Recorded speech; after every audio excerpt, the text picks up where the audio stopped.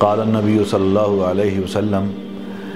لا تصوموا فی هذه الایام فانها ایام الاکل والشرب والبعال او کما قال علیہ الصلوۃ والسلام۔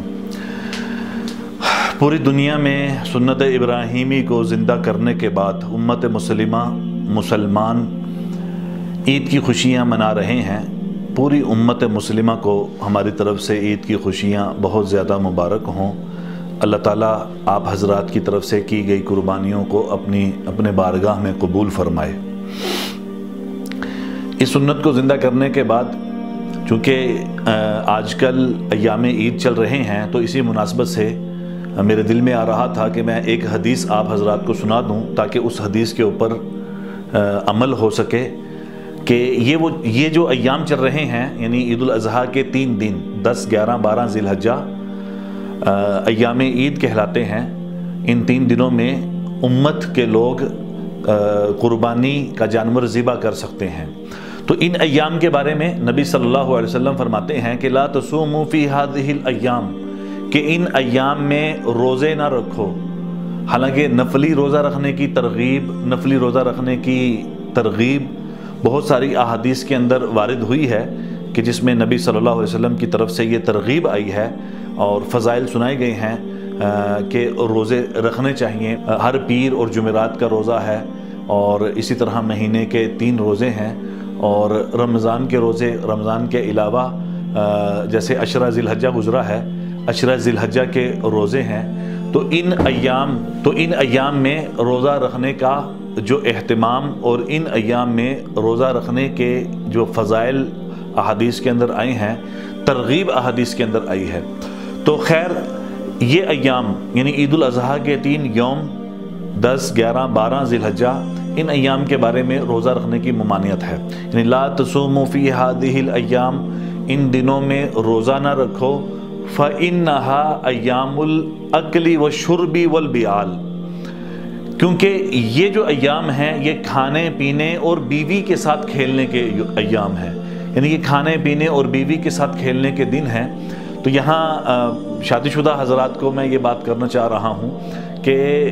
یعنی خوب گوشت کھائیں، کیونکہ قربانی کا جانور آپ نے ذبح کر دیا تو ایک حصہ جو آپ نے اپنے لیے رکھا ہے، تو ان ایام کے اندر گوشت کو جیسے بھی ہو سکے پکا کر، بھون کر، ابال کر، اور نمکین اور مسالے والا اور چاولوں میں اور بریانیوں میں جیسا گوشت آپ کی صحت کے لیے مفید اور کارآمد ثابت ہو سکتا ہو، میں یہ کہوں گا کہ ان ایام کے اندر کسی قسم کی بھی کوئی کسر نہ چھوڑیں، بلکہ خوب پیٹ بھر کر گوشت کھائیں، کیونکہ گوشت کھانے سے ویسے بھی انسان کے اندر طاقت زیادہ آتی ہے۔ اور یہاں میں ایک بات عرض کر دوں، دیکھیں فَإِنَّهَا أَيَّامُ الْأَكْلِ، اس لیے کہ یہ کھانے، والشرب اور پینے، اس لیے کہ یہ کھانے پینے کے ایام ہیں۔ دوسری چیز یہ بیوی کے ساتھ کھیلنے کے ایام ہیں۔ تو اس سے معلوم یہ ہوتا ہے کہ کھانا پینا یعنی عید کے ایام میں گوشت آدمی جتنا کھائے گا تو اس کی مردانہ طاقت بھی زیادہ ہوگی، اور اس کو اللہ جل شانہ کی طرف سے صحت بھی زیادہ ملے گی، اس کے جسم کی نشو و نما اور پرورش بھی اچھے طریقے سے ہو سکے گی۔ تو یہاں 2 چیزیں عرض کرنی ہیں، ایک کھانے پینے کے حوالے سے کہ احتیاط کرتے ہوئے جتنا زیادہ ہو سکے ان ایام کے اندر کھانا پینا جاری رکھیں، اور دوسری چیز جو میں عرض کرنا چاہ رہا ہوں وہ یہ ہے، انسان کے بیوی کے اوپر بہت سارے حقوق ہیں، اور سب سے بڑا حق یہ ہے کہ انسان اس کا حق زوجیت ادا کرے، اور پوری طاقت کے ساتھ حق زوجیت ادا کرے۔ یہ بہت بڑا حق ہے بیوی کا خاوند کے اوپر۔ تو لہٰذا یہاں میں کچھ چیزیں ایڈ کرنا چاہ رہا ہوں کہ ہر وہ چیز خوب دبا کر کھائیں کہ جس چیز کے کھانے کے بعد آپ اپنی بیوی کا حق بڑے احسن انداز میں ادا کر سکتے ہوں ہر اعتبار سے، اور ہر وہ چیز کہ جس سے انسان کی مردانہ طاقت میں کمی واقع ہو اور وہ بیوی کے حقوق ادا کرنے سے قاصر ہو، ایسی چیز کھانے سے، استعمال کرنے سے اور ان چیزوں کے قریب جانے سے بھی آپ رکیں، تاکہ یہ ہمارے جسم کے اندر جتنی بھی طاقت ہے یہ بالکل صحیح جگہ پر استعمال ہو سکے۔